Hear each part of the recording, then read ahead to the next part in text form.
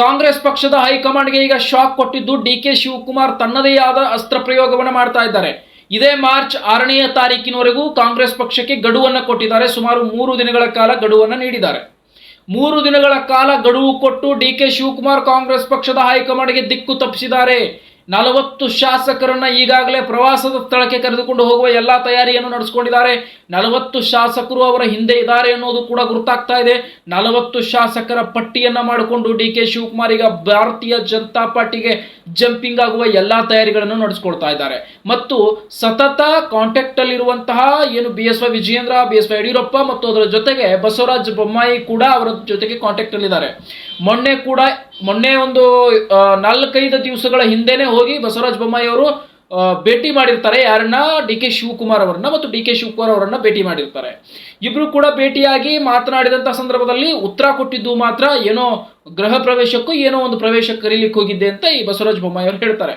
ಆದ್ರೆ ಅಲ್ಲಿ ಮಾತುಗಳು ನಡೆದಿರೋದೇ ಈ ಬಿಜೆಪಿಗೆ ಬರ್ತಕ್ಕಂಥ ಮಾತುಗಳು ಅನ್ನೋದು ಕೂಡ ನಿಮ್ಗೆ ಈಗಾಗಲೇ ಗೊತ್ತಿದೆ. ಇನ್ನೊಂದು, ನೀವು ಭಾರತೀಯ ಜನತಾ ಪಾರ್ಟಿಯಲ್ಲಿ ಡಿ ಕೆ ಶಿವಕುಮಾರ್ ಬಂದ್ರೆ ಖಂಡಿತವಾಗಿಯೂ ಮುಖ್ಯಮಂತ್ರಿ ಸ್ಥಾನ ಕೊಡುವುದು ಈಗಾಗಲೇ ಕಂಪ್ಲೀಟ್ ಆಗಿ ಅವರು ಕನ್ಫರ್ಮ್ ಮಾಡಿದ್ದಾರೆ.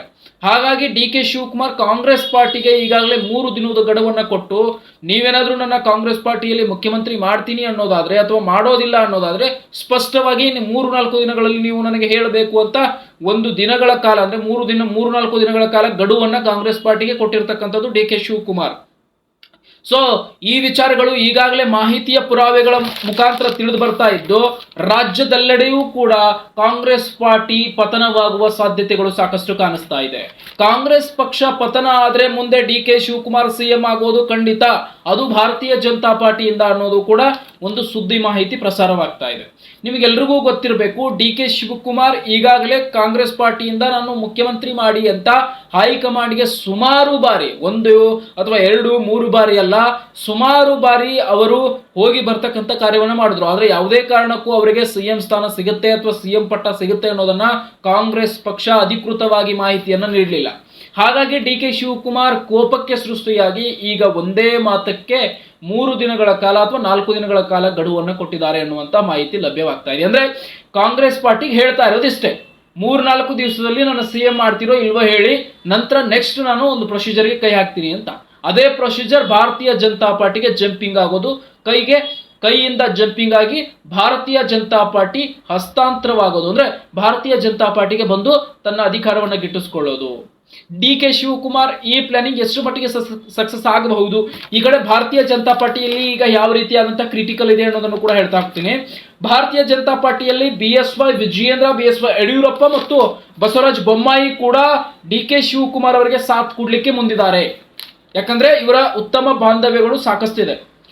ಏನು ಡಿ ಕೆ ಶಿವಕುಮಾರ್ ಅವರ ಜೊತೆಗೆ BSY ವಿಜಯೇಂದ್ರ ತುಂಬಾ ಆತ್ಮೀಯ ಬಾಂಧವ್ಯತೆ ಮತ್ತು BSY ವಿಜಯೇಂದ್ರ ಕೂಡ ಆತ್ಮೀಯ ಬಾಂಧವ್ಯತೆ ಮತ್ತು ಬಸವರಾಜ ಬೊಮ್ಮಾಯಿ ಕೂಡ ಆತ್ಮೀಯ ಬಾಂಧವ್ಯತೆಯಲ್ಲಿರೋದ್ರಿಂದ ಇವರಿಗೆ ಸಹಕಾರ ನೀಡಲಿಕ್ಕೆ ಒಂದು ದೊಡ್ಡ ಮಟ್ಟದ ಸಹಕಾರವನ್ನ ಭಾರತೀಯ ಜನತಾ ಪಾರ್ಟಿಯಿಂದ ಈ 3 ವ್ಯಕ್ತಿಗಳು, ಗಣ್ಯ ವ್ಯಕ್ತಿಗಳು ನೀಡತಕ್ಕಂಥ ಸಹಕಾರ ಸಿಗುತ್ತೆ ಡಿ ಕೆ ಶಿವಕುಮಾರ್ ಅವರಿಗೆ.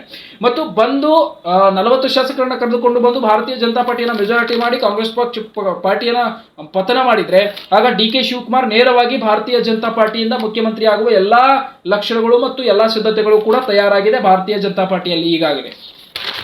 ಇನ್ನು ಭಾರತೀಯ ಜನತಾ ಪಾರ್ಟಿಗೆ ಬಂದ್ರೆ ಡಿ ಕೆ ಶಿವಕುಮಾರ್ ಎಷ್ಟು ವರ್ಷಗಳ ಕಾಲ ಸಿಎಂ ಆಗಿರ್ತಾರೆ? 2 ವರ್ಷಗಳ ಕಾಲ ಸಿಎಂ ಆಗಿರುವಂತದ್ದು ಮುಂದುವರಿಯುತ್ತೆ.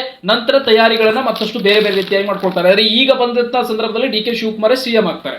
ಸೊ ಇದು ಕೂಡ ಮಾಹಿತಿ ಬಂದಿದ್ದು. ಇನ್ನು ಕಾಂಗ್ರೆಸ್ ಪಾಳ್ಯ ಒಂದು ರೀತಿಯಾದಂತಹ ಥಿಂಕ್ ಅನ್ನ ಮಾಡಬೇಕಾಗಿದೆ ಅನ್ನುವಂಥದ್ದು ಕೂಡ ಬೆಳಕಿಗೆ ಬರ್ತಾ ಇದೆ. ಡಿ ಕೆ ಶಿವಕುಮಾರ್ನ ಸಿಎಂ ಮಾಡಿದ್ರೆ ಈ ಕಡೆ ಸಿದ್ದರಾಮಯ್ಯನವರು ಕಾಂಗ್ರೆಸ್ ಪಾರ್ಟಿಯಿಂದ ಕೆಳಗೆ ಬರುವಂತ ಸಾಧ್ಯತೆಗಳಿದೆ. ಅವ್ರು ಬಂದ್ರೆ ಸತೀಶ್ ಜಾರಕಿಹೊಳಿ ಕೂಡ ಅಲ್ಲಿಂದ ಸ್ವಲ್ಪ ಹಿಂದಕ್ಕೆ ಹೆಜ್ಜೆ ಹಾಕ್ತಾರೆ. ಕಾಂಗ್ರೆಸ್ 2028 ಚುನಾವಣೆಯಲ್ಲಿ ಅತಿ ಕ್ರೂರವಾಗಿ ಸೋಲುತ್ತೆ ಅನ್ನುವಂಥದ್ದು ಕೂಡ ಕಾಣಿಸುತ್ತೆ. ಹಾಗಾಗಿ ಸಿದ್ದರಾಮಯ್ಯನವರನ್ನ ತೆಗಿಲಿಕ್ಕೆ ಮೇಲಿಲ್ಲ. ಸಿದ್ದರಾಮಯ್ಯನವರನ್ನ ತೆಗಿದೇನೆ ಡಿ ಕೆ ಶಿವಕುಮಾರ್ ಅವರಿಗೆ ಸಿಎಂ ಸ್ಥಾನ ಕೊಡಲ್ಲ ಅಂತ ಹೇಳಿದ್ರೆ ಇನ್ನು 3-4 ದಿನಗಳ ಕಾಲ ಗಡುವಿನ ಈ ಗಡುವನ್ನ ಕಾಂಗ್ರೆಸ್ ಪಕ್ಷ ಯಾವ ರೀತಿ ಹೈಕಮಾಂಡ್ ಯಾವ ರೀತಿ ನಿರ್ಣಯಗಳನ್ನು ತೆಗೆದುಕೊಳ್ಳುತ್ತೆ ಅನ್ನೋದನ್ನು ಕೂಡ ಕಾದು ನೋಡಬೇಕಾಗಿದೆ. ಯಾಕಂತಂದ್ರೆ ಡಿ ಕೆ ಶಿವಕುಮಾರ್ ಒಂದು ವೇಳೆ ಶಾಂತವಾಗಲಿಲ್ಲ ಅಂತಂದ್ರೆ, ಒಂದು ವೇಳೆ ನಾನು ಈಗಾಗಲೇ 40 ಶಾಸಕರನ್ನ ಕರ್ಕೊಂಡು ಭಾರತೀಯ ಜನತಾ ಪಾರ್ಟಿಗೆ ಹೊರಟಿದ್ದೇನೆ ಅನ್ನೋ ಒಂದು ಸಂದೇಶವನ್ನು ಕೊಟ್ರೆ, ಸಡನ್ಲಿ ರಾಜೀನಾಮೆಗೆ ಸಿದ್ಧ ಆದ್ರೆ ಅಥವಾ ಕಾಂಗ್ರೆಸ್ ಪಾರ್ಟಿಯನ್ನ ಬಿಟ್ಟು ನಾನು ಬಿಜೆಪಿಗೆ ಹೋಗ್ತಾ ಇದ್ದೀನಿ ಅನ್ನುವಂಥ ಸಂದೇಶವನ್ನು ಕೊಟ್ರೆ, ಕಾಂಗ್ರೆಸ್ ಪಾಳ್ಯದಲ್ಲಿ ಅತಂತ್ರ ಕುತಂತ್ರಗಳೆಲ್ಲ ಸಿದ್ಧಿಯಾಗಿ ಒಂದು ದೊಡ್ಡ ಶಾಕ್ಗೆ ಒಳಗಾಗುತ್ತೆ. ಯಾಕಂದ್ರೆ ಭರ್ಜರಿ ಜಯ ಬಾರಿಸಿದ್ದ ಕಾಂಗ್ರೆಸ್ ಪಾರ್ಟಿ ಸಂಪೂರ್ಣ 5 ವರ್ಷಗಳ ಕಾಲ ಸಿಎಂ ಆಗಿ ಮುಂದುವರಿಲಿಲ್ಲ. ಮತ್ತು ಸಿದ್ದರಾಮಯ್ಯನವ್ರದೊಂದು ಹಿಸ್ಟ್ರಿ ಇದೆ. ಸಿಎಂ ಸಿದ್ದರಾಮಯ್ಯನವ್ರದೊಂದು 5 ವರ್ಷಗಳ ಕಾಲ ಸತತ ಸಿಎಂ ಮಾಡ್ತಾರೆ. ಯಾವುದೇ ಒಂದು ಮಧ್ಯದಲ್ಲಿ ಅವರಿಗೆ ಇವರಿಗೆ ಅಂತಾಗ್ಲಿ ಅಥವಾ ಇನ್ನೊಂದಾಗ್ಲಿ ಮತ್ತೊಂದಾಗ್ಲಿ ಬಿಟ್ಟು ಕೊಡುವಂತಹ ಒಂದು ಕಾರ್ಯವನ್ನ ಸಿದ್ದರಾಮಯ್ಯನವ್ರು ಮಾಡೋದಿಲ್ಲ. ಆದ್ರೆ ಈಗ ಅವರಾಗೆ ಬಿಟ್ಟು ಕೊಡದೇ ಇದ್ರು ಕೂಡ ಡಿ ಕೆ ಶಿವಕುಮಾರ್ ನಾನು ಕಿತ್ಕೊಳ್ತೀನಿ ಅಂತ ನಿಂತಿರುವಂತದ್ದು. ಯಾವ ರೀತಿ ಅಂದ್ರೆ 40 ಶಾಸಕರನ್ನ ಕರೆದುಕೊಂಡು ಬಂದ್ರೆ ಅಲ್ಲಿ ಮೆಜಾರಿಟಿ ಇರೋದಿಲ್ಲ, ಅಲ್ಲಿ ಅನ್ಮೆಜಾರಿಟಿ ಆಗತ್ತೆ. ಯಾವುದೇ ಮೆಜಾರಿಟಿಗೆ ತಕ್ಕಂತ ಸೀಟ್ಗಳಲ್ಲಿ ಉಳಿಯೋದಿಲ್ಲ. ಹಾಗಾಗಿ ಭಾರತೀಯ ಜನತಾ ಪಾರ್ಟಿಯಲ್ಲಿ ಮೆಜಾರಿಟಿ ಏನನ್ನು ಮಾಡಿದ್ರೆ ಅಲ್ಲಿ ಡಿ ಕೆ ಶಿವಕುಮಾರ್ ಸಿಎಂ ಸ್ಥಾನದ ಗದ್ದುಗೆ ಪೀಠಾಧೀಶರಾಗ್ತಾರೆ.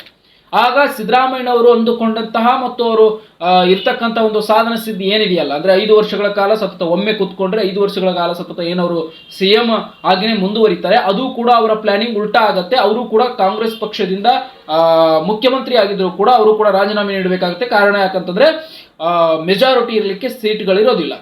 ಅದನ್ನೆಲ್ಲ ಸೀಟ್ಗಳನ್ನು ಈ ಕಡೆ ಡಿ ಕೆ ಶಿವಕುಮಾರ್ 40 ಶಾಸಕರನ್ನ ಕರೆದುಕೊಂಡು ಬಂದಿರ್ತಾರೆ ಅನ್ನುವಂತ ಒಂದಿಷ್ಟು ಮಾಹಿತಿಗಳು ಕೂಡ ಲಭ್ಯ ಆಗ್ತಾ ಇದೆ. ಈಗಾಗಲೇ ರಾತ್ರೋರಾತ್ರಿ ಕೂಡ ಚರ್ಚೆ ಆಗಿದೆ ಅನ್ನುವಂತ ಮಾಹಿತಿ ಕೂಡ ಲಭ್ಯವಾಗಿದೆ. ಡಿ ಕೆ ಶಿವಕುಮಾರ್ ಬಸವರಾಜ ಬೊಮ್ಮಾಯಿ ಅವರ ಜೊತೆಗೆ ಮಾತುಕತೆಗಳನ್ನ ಮಾಡ್ಕೊಂಡಿದ್ದಾರೆ. ನಂತರ ಅದನ್ನ ಯಡಿಯೂರಪ್ಪನವರ ಜೊತೆಗೆ ಮಾತುಕತೆಗಳನ್ನು ಕೂಡ ಬಸವರಾಜ ಬೊಮ್ಮಾಯಿ ಅವರು ಮಾಡ್ಕೊಂಡಿದ್ದಾರೆ ಅನ್ನುವಂತ ಕೆಲವೊಂದಿಷ್ಟು ಮಾಹಿತಿಗಳು ಒಂದಿಷ್ಟು ಪ್ರಸ್ತಾಪಗಳಿಂದ ಬರ್ತಾ ಇದೆ. ಇನ್ನು ಡಿ ಕೆ ಶಿವಕುಮಾರ್ ಒಂದು ವೇಳೆ ಕಾಂಗ್ರೆಸ್ ಪಾರ್ಟಿಯನ್ನ ಬಿಟ್ಟು ತೊರೆದು ಈ ಕಡೆ ಬಂದಿದ್ದೇ ಆದ್ರೆ ಅಥವಾ ಬರ್ಲಿಕ್ಕೆ ಅವ್ರು ಬಿಟ್ಟಿದ್ದೇ ಆದ್ರೆ ಖಂಡಿತವಾಗಿಯೂ ಕಾಂಗ್ರೆಸ್ ಪಾರ್ಟಿ 2028ರ ಚುನಾವಣೆಗಳಲ್ಲೂ ಕೂಡ ಬಹಳ ಕ್ರೂರತತ್ವವಾಗಿ ಸೋಲುತ್ತೆ, ಹೀನಾಯವಾಗಿ ಸೋಲುತ್ತೆ ಅಂತ ಇದರ ಅರ್ಥ.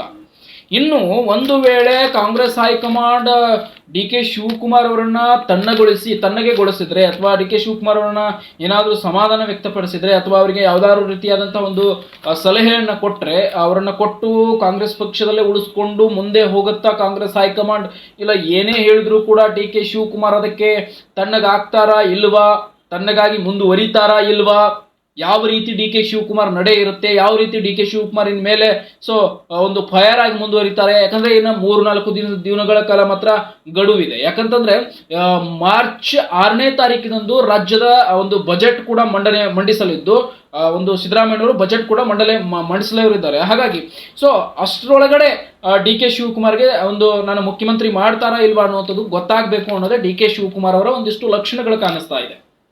ಈಗಾಗಲೇ ಸಿದ್ದರಾಮಯ್ಯನವರಂತೂ ನಾನು ಸಿಎಂ ಸ್ಥಾನವನ್ನು ಬಿಟ್ಕೊಡೋದಿಲ್ಲ, 5 ವರ್ಷಗಳ ಕಾಲ ನಾನೇ ಮುಂದುವರಿತೀನಿ, ನಾನು ಯಾವುದೇ ಕಾರಣಕ್ಕೂ ಸಿಎಂ ಬಿಟ್ಕೊಡೋದಿಲ್ಲ ಅಂತ ಹೇಳ್ಕೊಂಡು ಬಂದಿದ್ರು. ಆದ್ರೆ ಹೈಕಮಾಂಡ್ ಯಾವ ನಿರ್ಧಾರ ತಗೊಳುತ್ತೆ ಅದಕ್ಕೆ ನಾನು ಬದ್ಧ ಅಂತ ಕೂಡ ಡಿ ಕೆ ಶಿವಕುಮಾರ್ ಅವರ ಮುಂಭಾಗದಲ್ಲಿ ಕುತ್ಕೊಂಡು ಹೇಳಿರ್ತಕ್ಕಂಥ ಕೆಲಸವನ್ನು ಕೂಡ ಸಾಕಷ್ಟು ಬಾರಿ ಸಿದ್ದರಾಮಯ್ಯನವರು ಮಾಡಿದ್ದಾರೆ. ಹಾಗಾಗಿ ಈಗ ಡಿ ಕೆ ಶಿವಕುಮಾರ್ಗೆ ಕಂಪ್ಲೀಟ್ ಆಗಿ ಗೊತ್ತಾಗಿದೆ, ಹೈಕಮಾಂಡ್ ಸಂಪೂರ್ಣವಾಗಿ ಸಿದ್ದರಾಮಯ್ಯನವರ ಬೆಂಬಲವಾಗಿದೆ ಮತ್ತು ಹೈಕಮಾಂಡ್ ಸಂಪೂರ್ಣವಾಗಿ ಸಿದ್ದರಾಮಯ್ಯನವರ ಜೊತೆಗಿದೆ. ಹಾಗಾಗಿ ನನ್ನ ಇಷ್ಟು ಬಾರಿ ಏನು ಡೆಲ್ಲಿಗೆ ಹೋಗಿ ಬರ್ತಕ್ಕಂಥ ಕೆಲಸವನ್ನ ಮಾಡಿದ್ರು, ಡೆಲ್ಲಿಲಿ ಹೋಗಿ ಅವ್ರ ಜೊತೆಗೆ ಮಾತನಾಡ್ತಕ್ಕಂಥ ಕೆಲಸ ಮಾಡಿದ್ರು.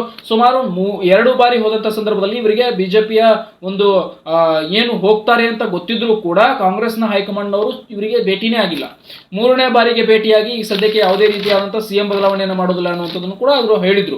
ಹಾಗಾಗಿ ಡಿ ಕೆ ಶಿವಕುಮಾರ್ ಅವರೀಗ ಈ ಒಂದು ಕಾರ್ಯಕ್ಕೆ ಬಂದಿದ್ದಾರೆ. 3 ದಿನಗಳ ಕಾಲ ಗಡುವನ್ನ ಕಾಂಗ್ರೆಸ್ ಪಾರ್ಟಿ ಹೈಕಮಾಂಡ್ಗೆ ಈಗಾಗಲೇ ಕೊಟ್ಟಿದ್ದಾರೆ.